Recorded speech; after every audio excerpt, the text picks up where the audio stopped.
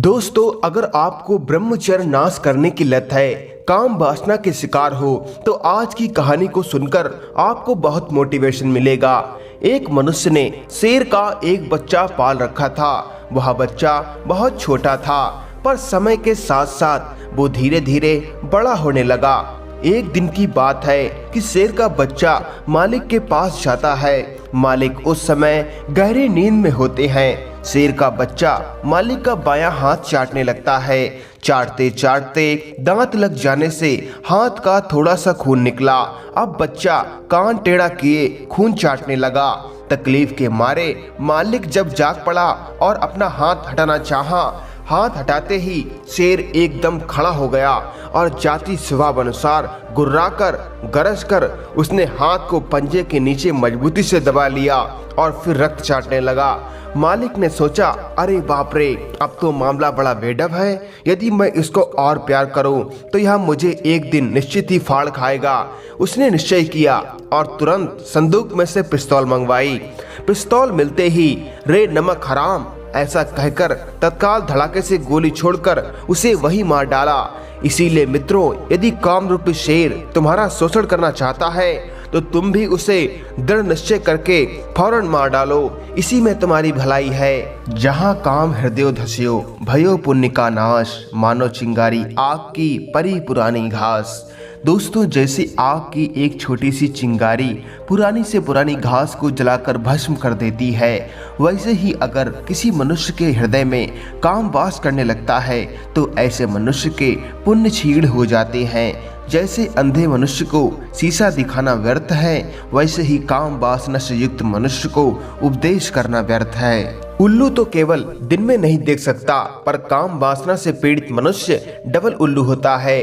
जो ब्रह्मचर्य रूपी अमृत उसके जीवन को सार्थक कर आत्मज्ञान प्राप्त करवा सकता है, उसे ये कामासक्त व्यक्ति विष के समान देखता है। और जो काम विष उसके जीवन का नाश करता है, उसे ये अमृत तुल्य समझ उसी में डूबा रहता है।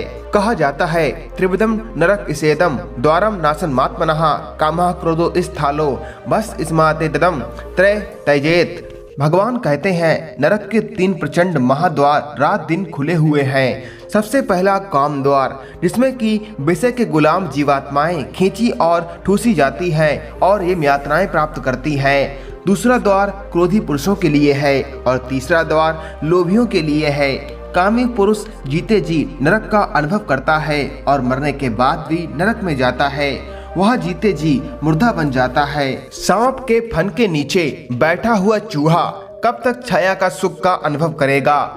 मेढक सांप द्वारा आधा निकल जाने पर भी मूर्ख मेढक मक्खियों के लिए मुंह खोलता है। वैसे ही कामी पुरुष भी अनेक रोगों से अधमरे होने पर भी काम सुख प्राप्त करने के लिए हाथ पैर फैलाए ही रहते हैं। जैसे दांत को खुजलाने से वहाँ कदापि शांति नहीं मिलती, उसे वैसे ही छोड़ देने तथा स्नान व उपवास द्वारा शरीर की सफाई रखने ही से वह शांत हो सकती है। वैसे ही काम के सेवन से काम की शांति कदापि नहीं हो सकती। ऐसा आज तक किसी ने न देखा और न सुना है। सांप को छेड़ने से नहीं, किंतु सांप से दूर रहने ही से हम बच सकते हैं। वैसे ही काम के सेवन से नहीं, किंतु काम से दूर रहने ही से काम की सच्ची शांति हो सकती है। जगत गुरु श्री दत्तात्रेय मुनि कहते हैं, जो लोग गंदगी से सदा भरे हुए मल मूत्र के स्थानों में रमण करते हैं, ऐसे नरकी जीव क्या नरक से बच सकते हैं? कदापि नहीं।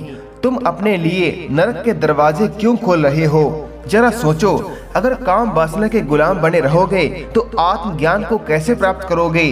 क्या तुम्हारा जन्म सिर्फ भोगों के लिए हुआ है, ब्रह्मचर्य नाश के लिए हुआ है? तुम्हें ज्ञात नहीं, पर हमारे और तुम्हारे हजारों जन्म हो चुके हैं। पर इन जन्मों में एक बार भी हमने आत्मज्ञान को प्राप्त नहीं किया, भगवान को प्राप्त नहीं किया। अगर आत्मज्ञान प्राप्त कर लेते तो दोबारा फिर जन्म नहीं लेना पड़ता। आत्मज्ञान हमें इसीलिए प्राप्त नहीं हुआ क्योंकि हम काम वासना के गुलाम बने रहे। अगर इस जन्म में भी काम के अधीन रहोगे, ब्रह्मचर्य का नाश करोगे, तो फिर तुम्हें कई प्रकार की योनियों में फिर से भटकना पड़ेगा। ये मानव तन देवताओं को भी दुर्लभ है। इसे मौज मस्ती में व्यर्थ मत जाने दो। अखंडता से ब्रह्मचर्य को अपनाओ और काम वासना से ऊपर उठने की कोशिश करो। इसी में तुम्हारा कल्याण है।